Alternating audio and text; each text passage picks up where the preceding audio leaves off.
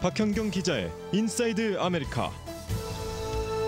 네, 이곳 남가주 LA는 전국에서도 주택시장이 가장 뜨거운 지역 중에 한 곳으로 잘 알려져 있는데요. 그런데 이제는 주택 플리핑을 하는 도시로 주목을 받고 있습니다. 관련 소식 박현경 기자와 이야기를 나눠보겠는데요. 어서 오십시오. 네, 안녕하십니까. LA시가 주택 플리핑 도시로 새롭게 떠오른다는 소식, 어떤 내용입니까? 네, 월스트리트저널이 어제 보도한 내용인데요. 월스트리트저널은 LA가 하우스 플리퍼의 도시로 거듭날 수 있다라는 제목으로 관련 내용을 전했습니다. 네. 신문이 이번에 소개한 것 중에 좀 특이한 부분이 있었습니다. 일반 투자자들이 LA에서 주택 플리핑을 하는 게 아닙니다. 아이바이어가 LA 내 주택 플리핑 사업에 하나둘 발을 들이고 있다는 소식인데요. 아이바이어가 뭐냐면 부동산 업체 중에 기술을 활용해서 온라인상에서 좀 더 빨리 주택을 사고 파는 업체들입니다. 잘 아시는 진로우, 레드핀, 그리고 오픈도어가 바로 아이바이어들입니다. 그렇군요. 예. 그럼 저희가 자세한 소식을 더 알아보기 전에 이 플리핑이 뭔지 잘 모르시는 분들도 계실 거예요. 예. 자세하게 좀 한번 살펴보도록 하죠. 네, 수익이 될 만한 주택을 구입해서 재빨리 수리한 뒤 다시 파는 걸 주택 플리핑이라고 하죠. 주택 플리핑의 과정은 크게 4가지로 나뉩니다. 먼저 매물을 찾고요. 네. 그다음 자금을 조달해서 그걸 사들이고요. 그 후에 수리를 하죠. 수리가 다 끝나면 되팝니다. 그래서 이게 매물 찾기, find, 자금 조달, fund, 수리, fix, 되팔기, flip. 이들 앞글자만 따서 F4라고도 하는데요. 네. 싸게 사서 비싸게 팔아 수익을 남긴다는 건데 말처럼 쉬운 건 물론 아닙니다. 그렇죠. 남의 돈 뭐 가지기가 쉽겠어요. 네. 남가주에도 그런 장사하시는 한국 분들이 꽤 있는 걸로 내가 알고 있는데. 지금 한 6, 7년 전부터 예, 굉장히 많아졌고 네. 예. 그리고 케이블 TV 보면 이 홈 채널 같은 데 보면 이 플리핑 하는 것들이 많이 나오잖아요. 많이 나와요. 그래서 관심들을 가지시더라고요. 그러니까 예. 헌집 싸게 사서 고쳐서 비싸게 판다는 얘기 아니겠습니까? 네. 그렇죠. 간단하게 네. 얘기하면은. 맞습니다. 근데 이제 앞서 언급한 아이바이어들이 LA 주택 플리핑에 이제 본격적으로 나선다. 이제 이런 소식이네요. 그러니까. 네, 진로우가 이달 LA에서 주택 플리핑 서비스를 시작한다고 발표했습니다. 진로우는 이미 몇 달 전부터 LA에서 플리핑 사업을 할 것으로 알려졌었는데요. 그렇게 알려진 지 한 5, 6개월 만에 실제로 진로우가 뛰어든 겁니다. 허허. 그리고 진로우의 라이벌 업체인 레드핀, 또 오픈도어는 이미 올 초에 LA에서 관련 비즈니스를 시작한 상태입니다. 이처럼 대표 아이바이어 3곳이 뉴욕에 이어서 전국 2번째로 주택시장이 큰 LA 지역에서 주택 플리핑 사업을 벌이면서 관심이 모아지고 있습니다. 네. 그런데 그동안은 이 LA가 주택 플리핑 사업을 하는 데에서 좀 매력적인 도시가 아니었던 걸로 꼽혀왔잖아요. 네, 맞습니다. 이 아이바이어들은 LA가 아닌 다른 곳들에서 주택 플리핑 사업을 집중적으로 벌여왔습니다. 특히 피닉스, 또 라스베가스가 주택 플리핑에 있어서 주요 도시들로 꼽혀왔는데요. 왜냐하면 상대적으로 새로 지어진 비슷비슷한 그런 주택 매물들이 많고요. 네. 중간 주택 가격이 30만 달러 미만으로 꽤 저렴한 편입니다. 일단 비슷한 주택 매물이 많다는 건 주택 시세를 추산하기가 쉬워진다는 뜻입니다.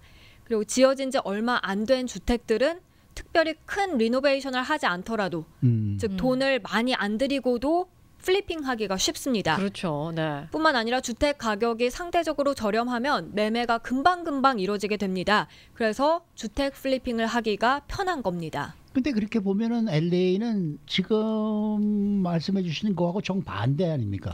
네, 그렇습니다. LA를 비롯해서 해안가 대도시들이 좀 그런 그렇죠, 편입니다. 그렇죠. 같은 동네라고 하더라도 주택 연식이 일단 다양하고요. 어떤 건 오래됐고 뭐 어떤 건 새로 지어졌고 그리고 가격에서도 차이가 큰 편입니다.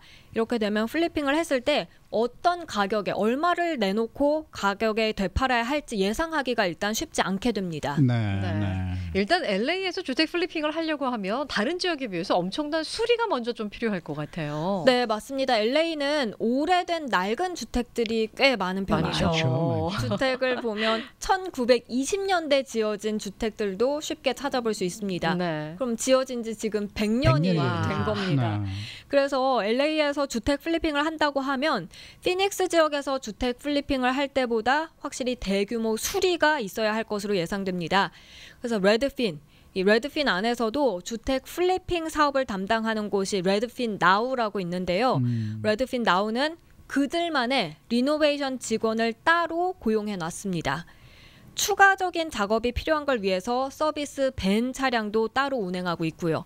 이런 식으로 LA는 주택 플리핑에 있어서 다른 지역들과는 확실히 좀 다른 분위기를 보이고 있습니다. 근데 이 주택 가격을 들여다봐도 차이가 큰데다가 또 전반적으로 또 비싸기 때문에 주택 플리핑에 있어서는 좀 불리할 것 같은데.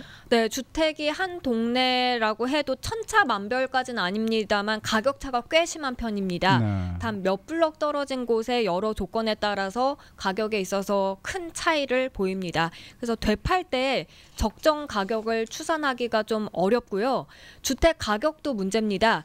아이바이어들이 지난해 전국에서 구입한 주택 3분의 2가 15만 달러에서 30만 달러 사이였습니다. 네. 그런데 LA 중간 주택 가격은 60만 달러 그 이상에 달합니다. 이렇게 그렇죠. 비싸다 보니까 아이바이어들은 또 이 LA 주택을 플리핑하기 위해서는 일단 자금을 많이 쏟아부어야 합니다. 그래서 오픈도어는 LA에서 최고 80만 달러까지 주택을 구입할 의향이 있다고 밝혔고요. 레드핀은 90만 달러까지 지불하겠다고 했습니다. 또 진로우는 아직까지는 가격 관련 정보를 발표하진 않았습니다.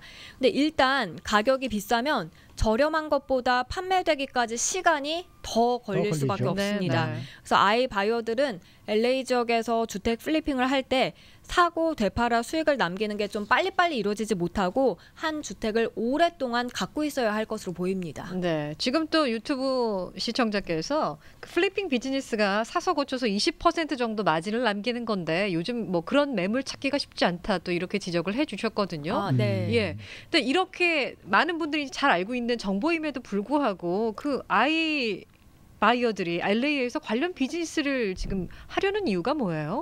앞서 아이바이어들이 기술을 활용해서 온라인상에서 주택 매매에 나선다고 전해드렸는데요. 네. 아이바이어들은 그들이 활용하는 기술이 점점 더 정교해져서 이런 위험 요소들을 충분히 다 처리할 수 있게 되지 않을까 이렇게 좀 생각을 하면서 한번 시험하는 겁니다. 파일럿으로. 네. 네. 실제로 진로우는 미국 내 다른 지역에서 수집한 정보들이 LA 지역에서도 써먹을 수 있을 것으로 기대하고 있습니다.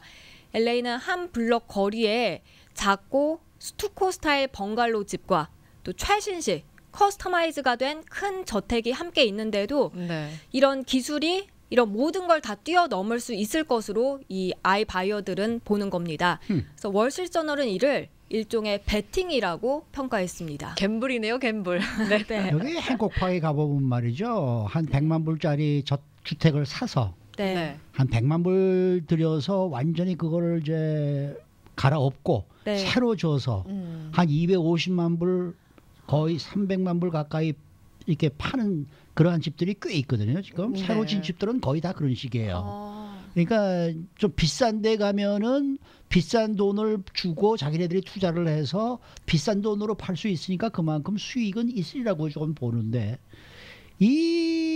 글쎄요, 이 보통 집들 그런 뭐 행콕파 같지 않은 이제 일반 지역 아이바이들이 활용하는 기술에 고려할 사항들을 많이 집어넣는다고 봐야 되는 것이 아닌가 그런 네. 생각이 좀 드네요. 맞습니다. 집이 어느 지역에 위치해 있는지 뿐만이 아니라 이제 뭐 힐사이드, 언덕 위에 있는지 또 어떤 뷰가 보이는지 네. 고층 콘도라면 그 유닛이 어느 층에 위치해 있는지 등 이런 것들을 다 데이터로 모아서 가격을 추산하는데 쓰는 겁니다. 네. 이렇게 LA 주택 시장에서 점차 많은 데이터를 모으다 보면 가격 알고리즘이 개선될 테고요. 아이바이어들은 LA에서 주택 플리핑 사업이 시간이 가면 갈수록 한층 더 큰 수익을 남길 수 있을 것으로 기대하고 있습니다. 네. 그러면 알고리즘만 잘 활용이 된다면 다른 장애물은 없는 거예요? 네, 이 주택 플리핑하는 목적이 주택 싸게 사서 비싸게 팔아 이득을 최대한 많이 남기는 거잖아요. 그렇죠. 네. 근데 주택을 싸게 산다는 건 보통 투자자들이 은행 담보 등으로 저당 잡힌 주택을 헐값에 사들이는 겁니다. 네. 아니면 시세보다 조금 싸게 내놓은 주택을 매입해야 하고요. 근데 지금 보면 주택 가격이 워낙 많이 올라서 저당 잡힌 주택이 매물로 나오는 걸 쉽게 찾아볼 수는 없습니다.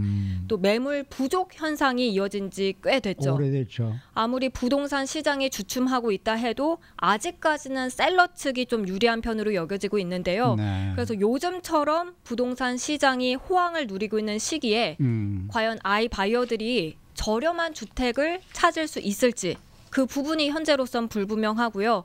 여기에 각 업체들의 알고리즘까지 얼마나 발전해서 잘 적용될지가 관건입니다. 맞아요.